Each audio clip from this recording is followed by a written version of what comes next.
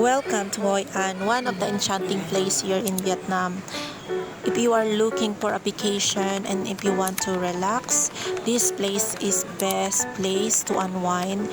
You can see the place, it's so romantic and magical. At kung mahilig ka maglakad-lakad, nakita mo yung lugar from left to right. Makikita mo maraming mga nagtitinda dyan, mga lantern, and makikita mo rin yung culture nila. We call it Asian town, meaning ito yung mga historical, mga sinauna na mga temples, mga bahay, mga store na pinreserve nila at hindi pinabayaan. Hindi ka talaga mapapagod dito maglakad-lakad kasi marami kang mga makikita, mga nagtitinda, saka mga unique yung mga tinitinda nila. At saka dito pala pinupuntahan talaga siya sa sa mga gusto magpatahi ng mga damit kasi maganda talaga yung mga tailoring nila dito. At ayan yung mga souvenir for kids and for pasalubong na merong nakalagay na Hoi An, Vietnam. Yan, and very affordable naman yung presyo nila. At ito yung isa sa temple na makikita nyo dito sa Hoi An. Para siyang Chinese temple. Pagpasok mo guys, makikita mo yung dragon. Ayan, ang daming mga Koreano ngayon na turista dito sa Hoi An Da Nang. Kasi may direct flight na sila. So, ayan, approaching na kami sa dragon. Maganda yung temple na to, kakaiba siya. So, ayan, nagpipicture na yung mga Koreans. Kakaiba lang din yung design niya. So, may enjoy nyo talaga to. Maraming mga Instagrammable dito and very historical. So, ayan nga, picture muna guys. Ayan, aura-aura lang tayo. Then, ito naman yung loob ng temple. So, ayan yung mga Buddha na nasa loob. Hinduism, yung religion nila. Pamassage muna kami guys kasi napagod. Ang ganda ng tubig ng massage. Oh, may rose petal, ginger, tsaka lemongrass, and also the lemon.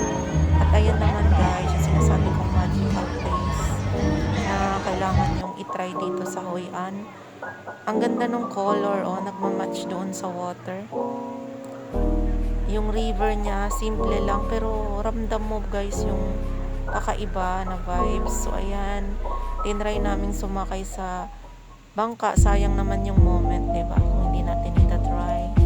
Then, take a picture muna, Patrick. So, ayan, makikita niyo yung vicinity. Hindi ka magugutom dyan kasi maraming mga store na nakapaligid dyan sa ilog. At saka, ito, yung mga pagkain, mga merienda, ng mga prutas kung mahilig kayo, kung health conscious kayo. Ayan, meron din silang ice cream, mga usok, and ito, yung kanilang parang pizza. Ayan, yung ice cream na usok. Good for kids yan. Hindi namin tinikman. Ito naman yung pancake. And yung kanilang ice cream na pinirito raw. Masarap siya. Ayan. Gusto kong panoorin tong pagprito ng ice cream. So, yan. Ang pinili ni Patrick na flavor is Oreo. Ayan. Para lang siyang hinahalo-halo. Then, hindi apoy yung pampaluto sa kanya. Kung hindi, parang freezer. Meaning, napipreeze yung paghalo-halo mo sa kanya. Then, ayan. Ilaline lang. After iline, nag-i-enjoy kasi ako pag nakikita ko to itong paano nila ilutuin tong ice cream. Then talagang in just a minute nagiging na siyang ice cream, di ba? May instant ice cream ka na. So ayan. Saka malamig siya, ha? Ayan, malapit nang matapos.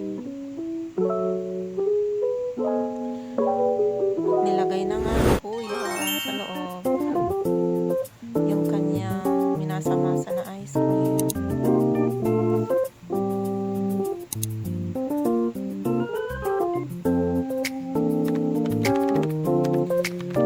At andito naman tayo sa view ng river. Actually, second night na namin dito. Sabi ko, balik nga tayo sa Hoi An kasi talagang na-enjoy ko siya. Sabi ko, parang nabitin ako ha. Ang ganda at ang dami pang malilibot talaga sa area.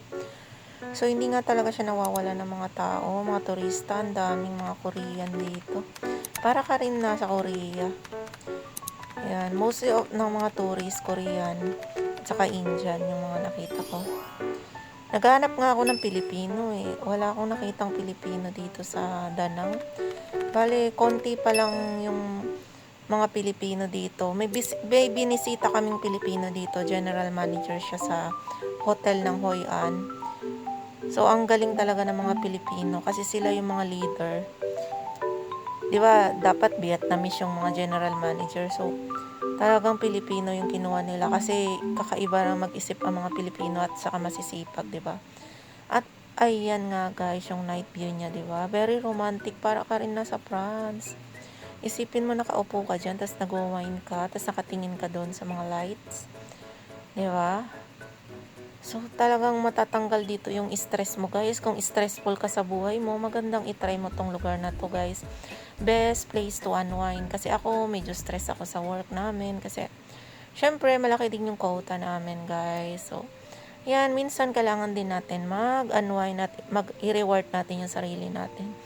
Dahil we work so hard naman for this year. So, ayan, malapit na mag-December. So, habang naka-deploy ako. So, ayun, pasyal-pasyal na rin kami kasi libre naman din mamasyal dito, guys eh. Wala namang entrance fee, yun ang kinagandahan. 'Di ba? Kasi sa iba yan may entrance fee agad. Tapos ito wala, bibili ka lang ng pagkain mo diyan, sakay ka lang sa boat, pero walang sapilitan yun, nasa sayo na kung gusto mong i-enjoy yung lugar, yung vibes. So, ayan nga, marami talaga mga foreigners din dito na namamasyal, mga European, Spanish, Indian, pero Korean ang pinakamarami kasi malapit. Ang galing ni ate gumawa, oh. Parang ginanchilyo niya lang, tapos ayan, nakakreate na siya nung mga bear. Ang ganda, kakaiba siya. Gusto sana namin bumili eh, kaso lang baka mapuno na yung maleta namin. Siguro sa susunod bibili ako nito. Kasi ang cute niya, oh. Oh, 'di ba? Kakaiba, very talented talaga ang mga Vietnamese. At ito naman, napagod kami. Uminom ako ng ginger tea. Ang sarap ng ginger tea nila. Ayoko kasi ng kape eh. So, ito yung itaas, yung langit. Ang ganda, di ba? Ayan naman yung kinain namin. Ang sarap nun, oh. Yung parang barbecue sa lemongrass. Talaga nanunood yung amoy doon sa beef na masarap yung lasa niya. Barbecue. Ayan, ano nga tayo, fast forward. Ayan, nabilis namin kumain, di ba? Nagutom yan sa kakalakad, guys. Worth it yung mga pagkain dito, mura siya. So, kung magbabakasyon ka, dito, makakakain ka talaga kasi mura lang eh.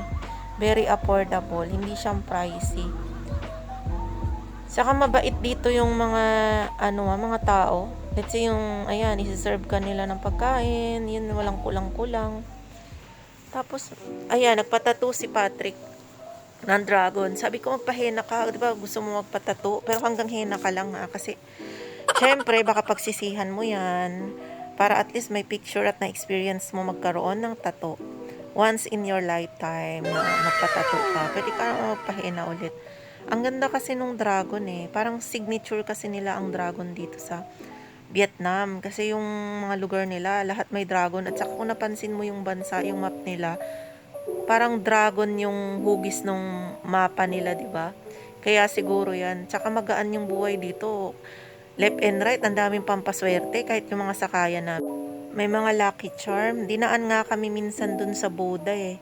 Sabi ko nakakatuwa dun sa mga nagbebenta ng mga pampaswerte. So ayan yung night view dito sa Hoi An, di ba? Ang ganda. Tambay ka lang dyan, upo ka lang doon sa parang upuan ng bata, di ba? May enjoy mo na yung view kahit di ka sumakay dyan sa bangka. Pero pwede mong itry. Kami tinry namin sumakay sa bangka yan kasi ang saya. So ayan yung mga tao, di ba? Naglalakad-lakad lang sila. At yung lantern talaga dito, yung signature. Kasi makikita mo yung mga lanterns, iniilawan niya yung lugar. Kahit hindi Pasko guys, talagang signature nila yung lantern. So parang laging Pasko lang dito sa Hoi An. Sa atin, Pasko lang naglalagay ng mga ilaw, di ba? Mga lantern. So, ayan, yung si Lolo, nakatingin lang sa sa ilog, di ba? Ang saya lang. So, ayan. Alam mo yung vibes niya, it's very magical talaga. And, ayun, yung merong mga lantern sa ilog, yung mga pinapaanod nila. Kasi dyan, pwede ka mag-wish na mga gusto mong i-wish. Wala namang masama mag-wish, diba? Malay mo, magkatotoo yung wish mo.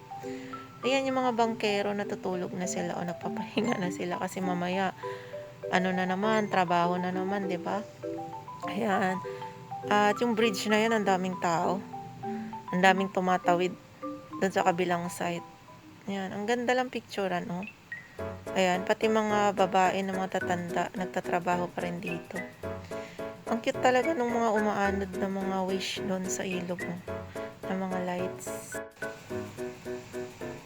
Ayan, yung mga turista, nag-walking-walking sila dito sa bridge. Kahit matatanda na dito guys, then parang Pilipinas lang din, nagtitinda pa rin sila, nagtatrabaho. Yung kasi sa Baclaran, di ba, ang dami ko nakitang matatanda. Ayan guys, tatawid muna kami dito, titignan namin yung kabilang side niya, kung anong meron dito. Ayan, yung mga wishes. Tinry namin sumakay sa kanilang boat. So, ayan guys. Kung wala yung mga lights, siguro ang dilim, no? Ang nagpapaliwanag kasi dito is yung mga lantern, tsaka yung mga ilaw dun sa mga bangka. At kasama na rin yung wishing paper kasi maraming candle sa loob na sinindi eh. Pag naupod na kasi yung candle, ayan, mawala na yung lights ng wish. Ibig sabihin, siguro natupad na yung wish nila, no? Kasi nasa tubig, pinaanod. Ayan, mag-wish muna ako. At ipapaanod siya. Ayan, wish na naman. Baka kasi umano yung bangka, dahan-dahan lang sa paglagay. Ayan. Ayan, umanod na yung wish ko. Sana matupad. Ayan, tignan nyo guys yung lugar, oh. Diba? Worth it talaga dito pag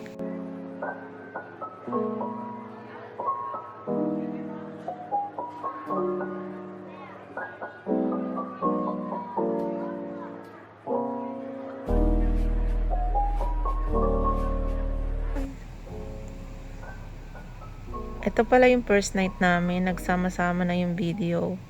Sabi ko isama na nga dun sa isang video kasi sabi ko na-enjoy ko talaga yung Hoi An and gusto kong sumakay dito sa boat. At ayan, lakad-lakad ulit kami.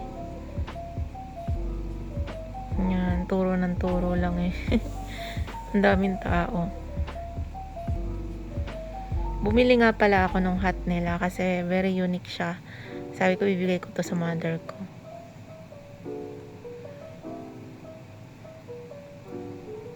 Ang cute lang ng mga bike, oh, di ba? Picture ko muna yung bike. Sa puno. Pwede mo yung i-rent. Ikot-ikot ka dyan sa lugar. Pero sa ikaw, wag na alam. Mas maganda maglakad. So, yan. Ang dami nagtitinda dito ng mga wishing paper.